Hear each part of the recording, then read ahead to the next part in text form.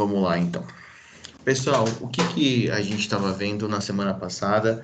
Vamos dar uma breve recapitulada, né?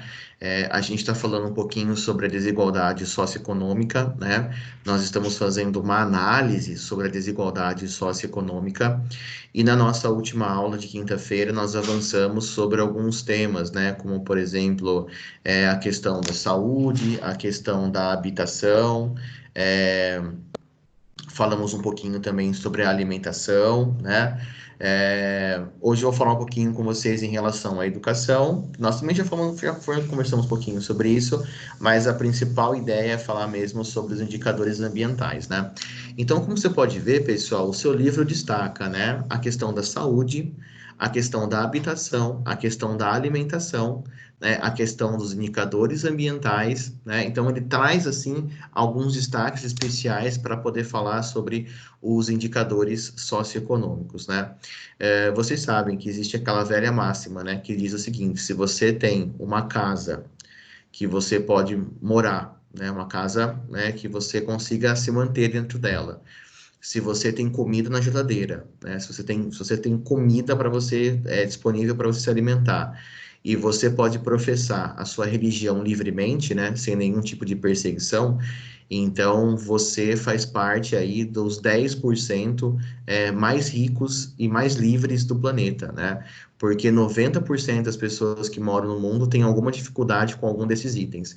Ou elas não conseguem se alimentar adequadamente, ou elas não têm uma casa para morar, ou então elas não conseguem professar a sua religião livremente, né? Então, são coisas tão básicas, né? Coisas tão, sim, até simplórias, mas isso basicamente define o estilo de vida da maioria das pessoas do planeta. Então, é interessante analisar esses indicadores para a gente saber exatamente aonde tudo isso vai dar, né?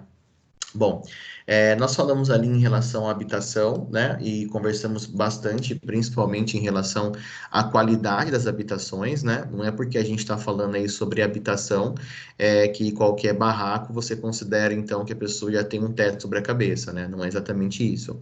E falamos também sobre a questão do número de pessoas no Brasil que não têm acesso à moradia, né?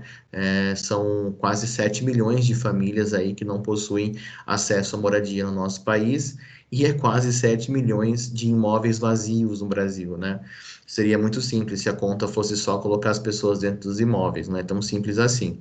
Mas é uma questão para se pensar, né? Se existem tantas construções, né? Se existem tantos espaços vazios, de repente o poder público poderia tomar algumas atitudes para fazer com que esses espaços sejam ocupados, né? Não por invasões, né? Não estou falando isso, mas principalmente por parcerias público-privadas, porque senão, quando ocorrem as invasões, nós temos o risco de acontecer igual aconteceu lá em São Paulo, né? Vocês devem estar lembrado.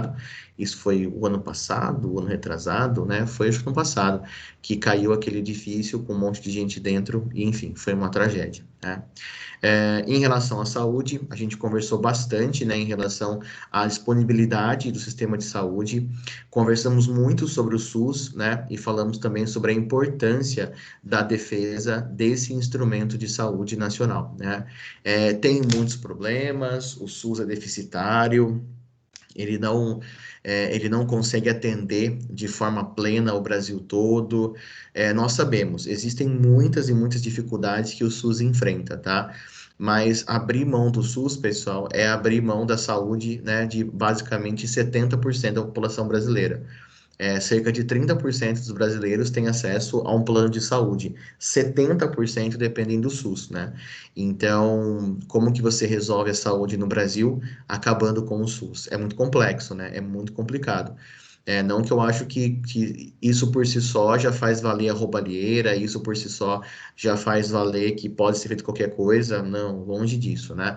Mas defender o SUS é defender a saúde nacional, né? É defender a saúde de milhões de brasileiros. O que a gente tem que cobrar, na verdade, é que o nosso dinheiro, que por sinal é tão suado, né, seja melhor aproveitado, mas sem a extinção do SUS, né? Acho que não é essa a ideia, né?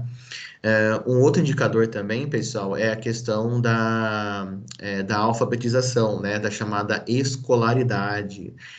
A escolaridade você define com dados de analfabetismo, né?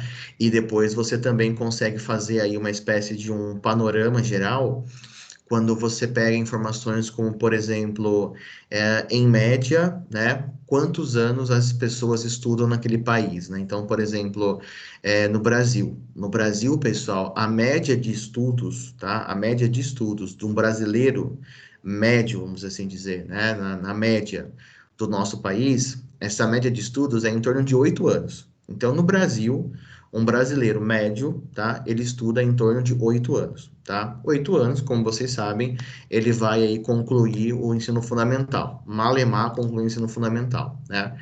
Mas quer dizer que na média que o brasileiro não tem ensino médio, entendeu? Na média nacional, nosso país apresenta uma população que não tem ensino médio, tá? Quando você faz o recorte só para São Paulo, por exemplo, né, ou só para esse centro-sul brasileiro, esse número aumenta bastante. A escolaridade aqui em São Paulo já gira em torno de 11 anos. Então, a maioria das pessoas ou está terminando o ensino médio, né, ou parou, né, para terminar, tipo assim, falta pouco tempo ou já terminou. Mas quando você compara com indicadores de países mais desenvolvidos, como por exemplo a Suécia, a taxa de alfabetização, a taxa de tempo de estudo na Suécia, pessoal, ela é em torno de 18 anos, tá? Então, um sueco, né, padrão, ele estuda 18 anos da vida dele. Isso significa ensino médio, né, fundamental, médio e faculdade, basicamente, né? Então, quanto mais tempo os cidadãos de um país estudam, obviamente mais desenvolvido ele é, né? E no Brasil, nossos índices melhoraram muito nos últimos anos, é verdade. A nossa taxa de analfabetismo, né, que são as pessoas que não sabem ler e escrever, ela vem assim caindo, vertiginosamente nas últimas décadas. Mas o Brasil ainda investe pouco em educação, pessoal, tá? Investe pouco.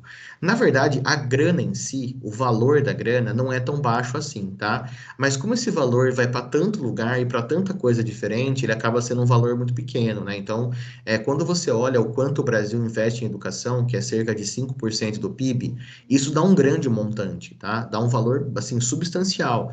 Só que na hora que você vê até aonde esse dinheiro é usado, né? Até para que esse dinheiro é usado, aí você percebe que ele é desviado aí em diversos segmentos e muitas vezes não chega de fato aonde precisa, né?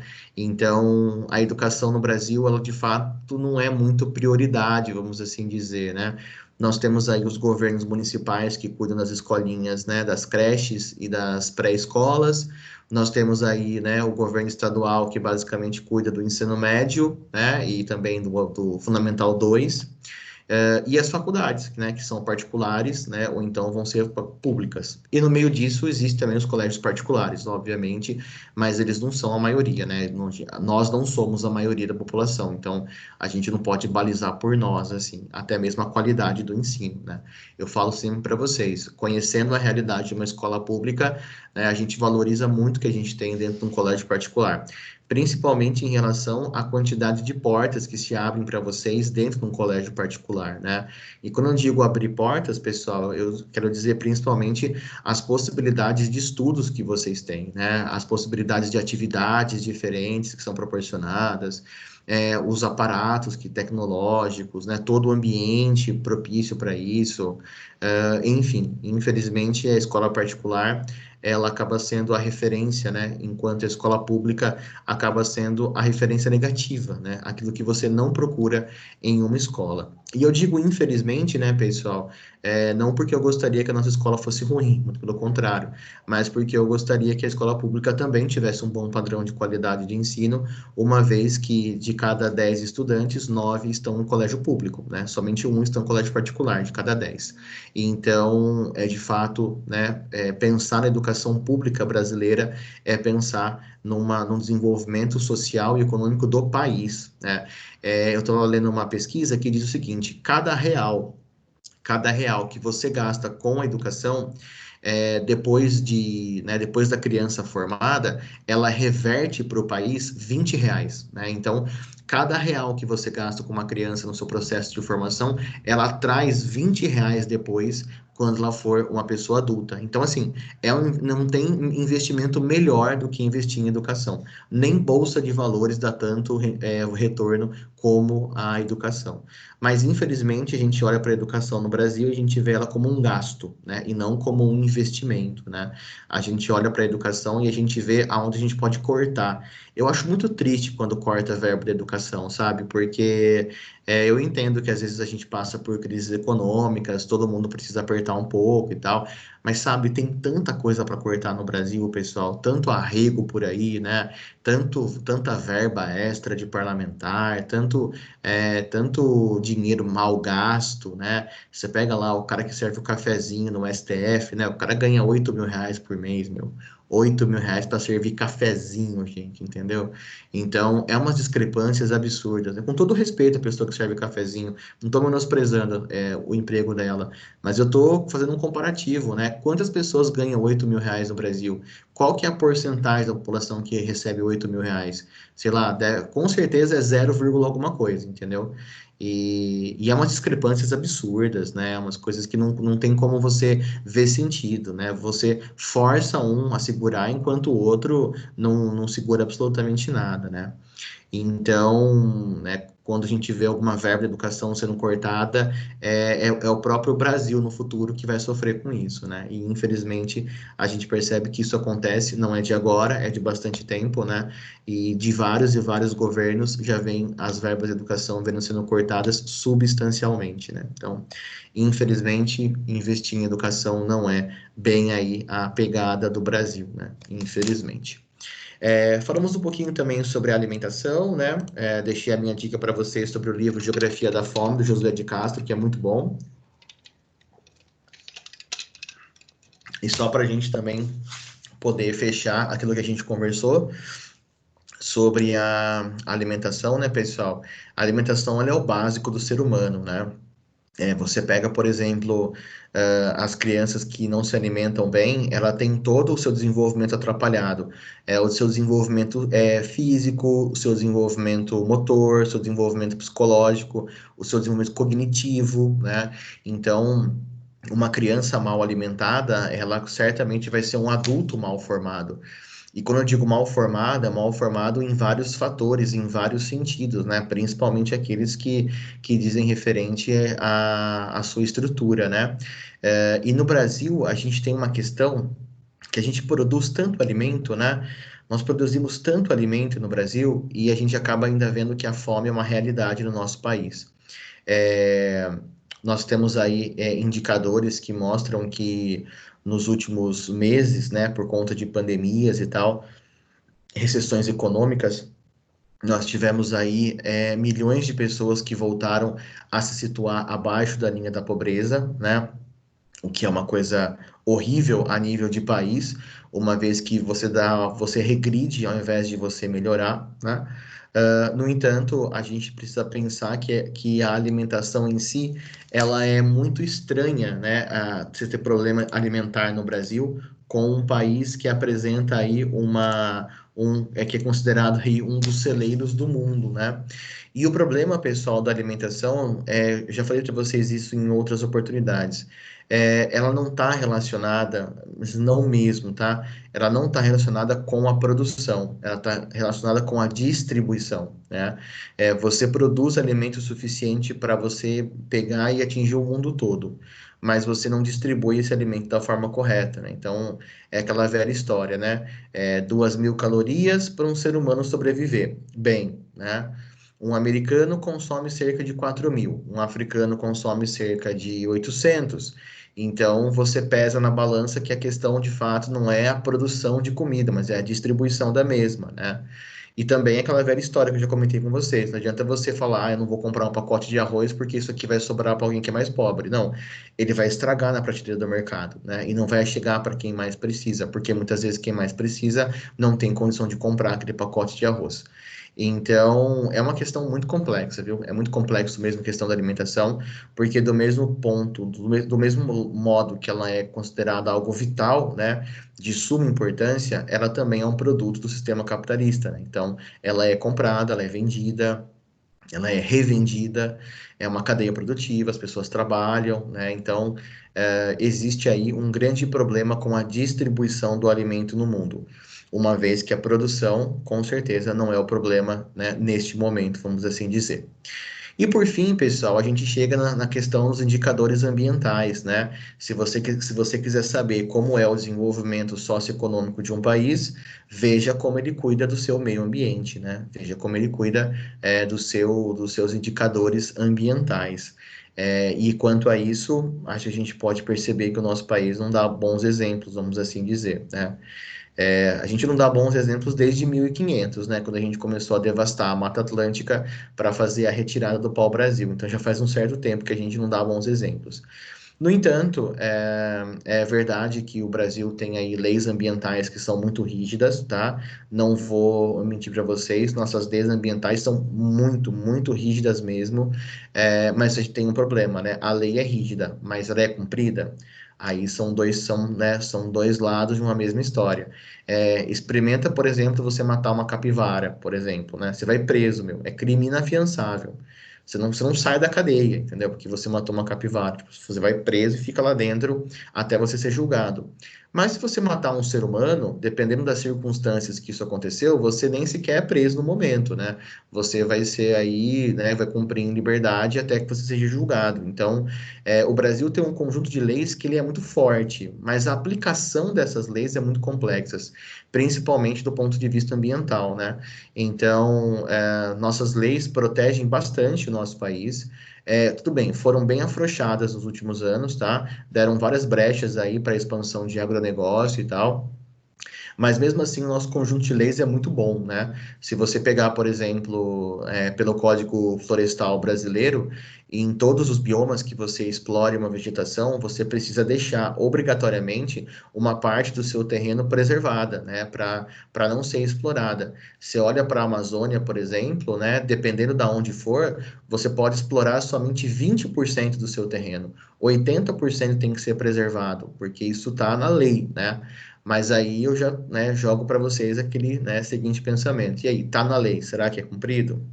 Tenho minhas dúvidas, né? Então, o nosso código florestal é bem interessante, nossos códigos ambientais são bem interessantes, mas a aplicação disso acaba sendo bem, assim, acaba deixando bem a desejar, né?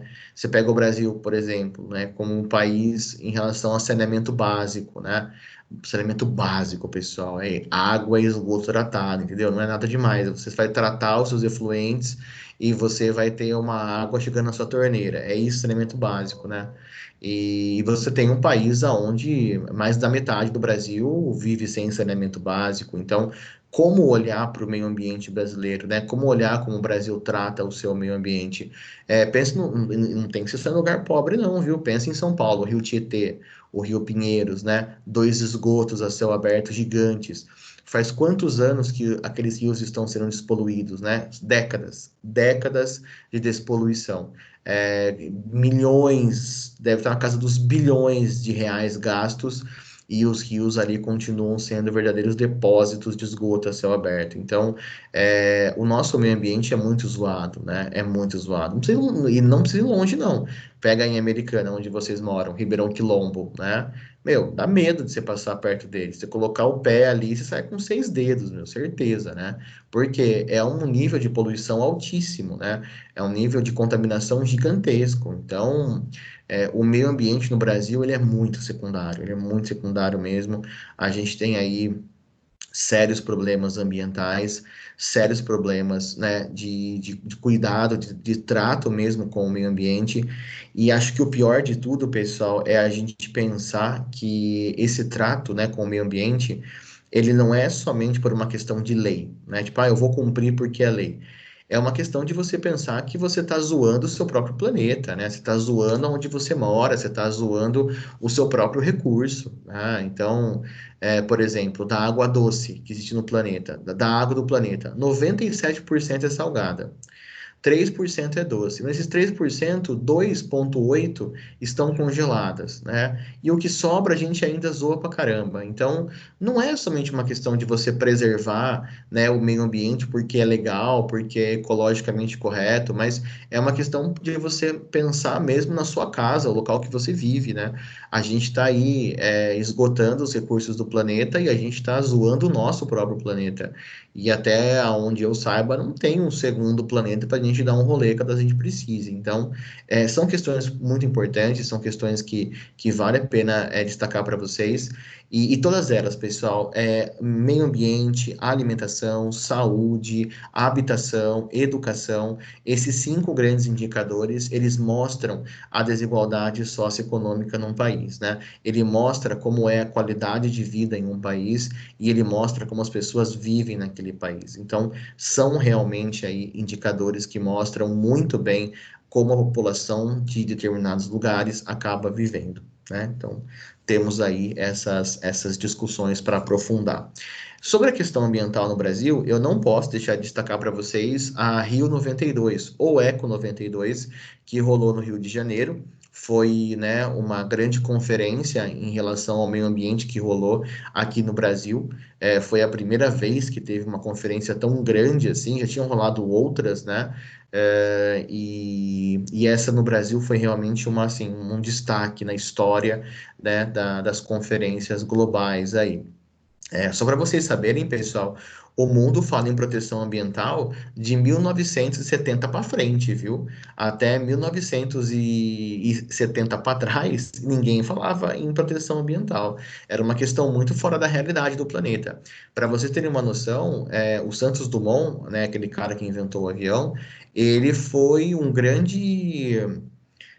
Como que fala a palavra? Ele foi um grande. Ô Jesus, fugiu a palavra agora, gente. Entusiasta. Ele foi um grande entusiasta da preservação ambiental. Tanto é que foi o Santos Dumont que fez com que o governo federal criasse, né, o Parque Nacional que protege as cataratas do Iguaçu, né, porque ele conhecia a região, né, ele sabia da beleza ímpar daquele lugar e ele foi responsável pela criação daquele parque, né, então esse discurso de cuidar de meio ambiente é uma coisa muito nova, é muito recente, né? É década de 70 para frente. Antes disso, meu, a galera nem esquentava muito a cabeça com questões ambientais. Teve uma frase de um diplomata brasileiro quando eles estavam fazendo uma reunião em Estocolmo, lá na década de 70, falando sobre a preservação ambiental. E, e aí eles estavam lá conversando, trocando ideia, né, na ONU, e essa questão, esse lado de questão ambiental era mal discutido no mundo, né? E aí um diplomata brasileiro, ele pegou, na hora que ele foi falar, ele pegou e falou assim, olha, gente, os países desenvolvidos aí, eles estão preocupados com preservação ambiental, eles estão preocupados em manter aí o meio ambiente, mas nós, os países subdesenvolvidos, nós não podemos nos dar ao luxo disso, né? A gente não pode ter preocupação ambiental agora. Então, quem quiser produzir, quiser poluir, que venha para o Brasil, né? Essa foi a fala do cara na ONU, meu, né? Então, já mostra aí muito de como as coisas são levadas por aqui. Eu entendo o sentido da frase que ele quis dizer, eu consigo ter o entendimento dela, né? Ainda mais nos anos 70, que ninguém falava de consciência ambiental, mas, meu, é zoado demais, né? De qualquer forma, é muito zoado, né? Enfim, deixa eu passar para vocês um videozinho que fala um pouquinho sobre a Eco 92, tá? É rapidinho, são só 5 minutos, para dar vocês dar uma lembradinha do que aconteceu no Rio de Janeiro lá em 92, tá?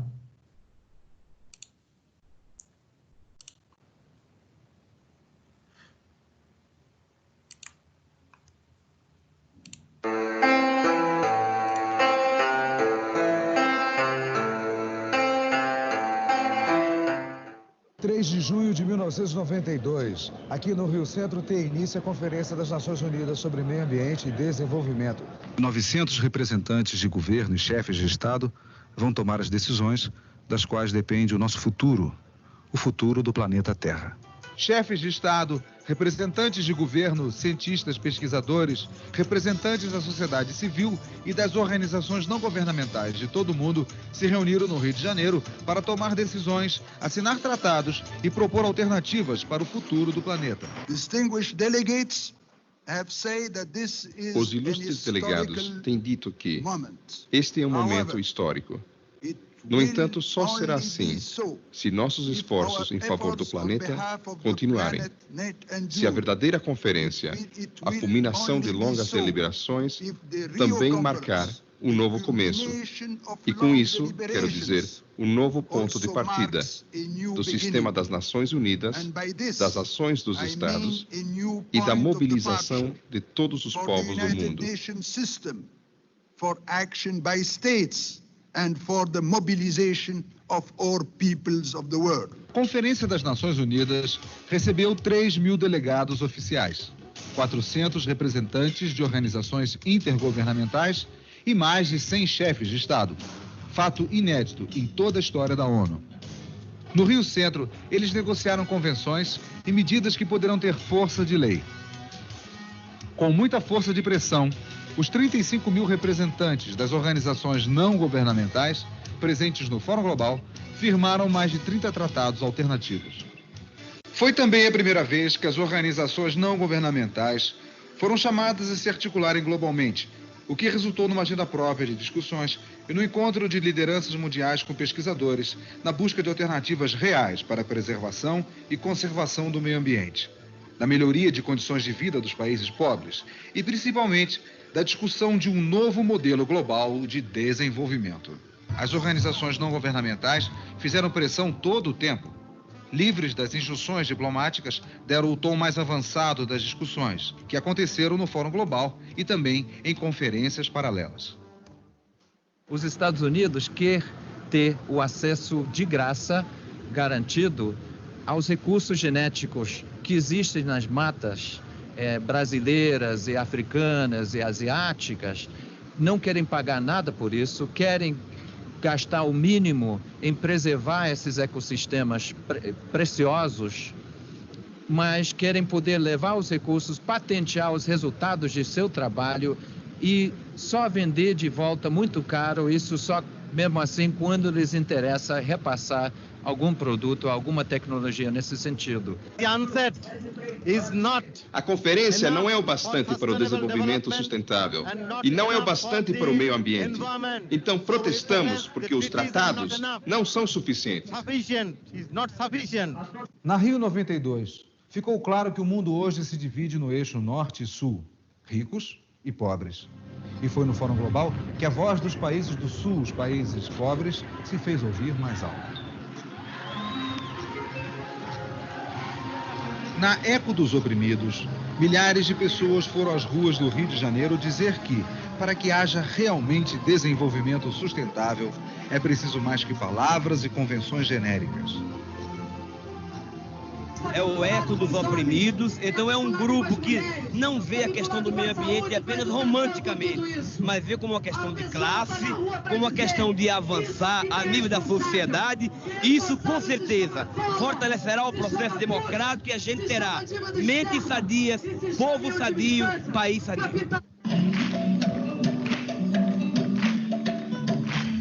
Brothers and sisters, I'm extremely happy to be here with you.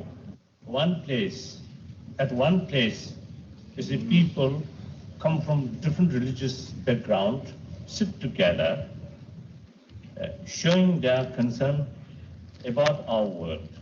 A presença do Dalai Lama, Prêmio Nobel da Paz de 1989, e líder espiritual e político de mais de 6 milhões de tibetanos budistas, esquentou os bastidores da conferência.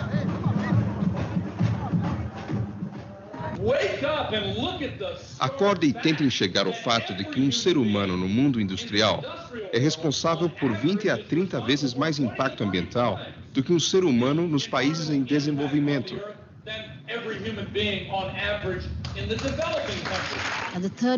O terceiro mundo, os povos do sul perguntam: é um futuro comum que queremos? Ou devemos falar de um futuro de gente comum? Or must we in fact speak of the future of the commons?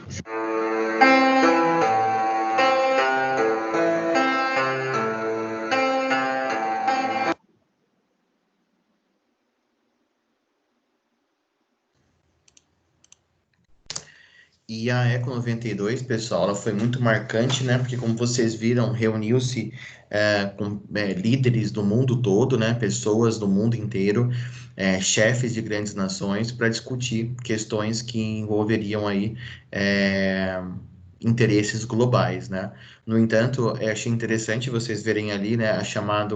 A Eco dos excluídos, né? Porque reuniu-se, né, chefes de alto escalão do comando, né, foram sambar lá para o Dalai Lama ver, mas tinha ali, né, os principais que queriam saber dos resultados não necessariamente seriam ouvidos, né, então é aquela contradição de sempre, né, onde a gente muitas vezes vai querer resolver um problema sem de fato saber as causas desse problema, né, já até comentei com vocês como isso realmente chega a acontecer na prática, né.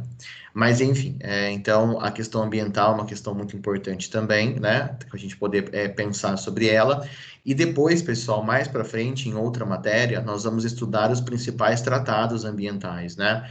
Tem aí, né, o tratado que foi feito em Estocolmo, o Tratado de Paris, o de Quioto, né? Tem o Rio+20, que depois de 20 anos rolou mais uma conferência no Rio de Janeiro, né? Para poder fazer aí uma espécie de análise do que aconteceu nos últimos 20 anos, desde a Rio 92, enfim, vai chegar ainda a matéria que a gente vai conversar bastante sobre os próprios acordos e tratados aí do meio ambiente, beleza?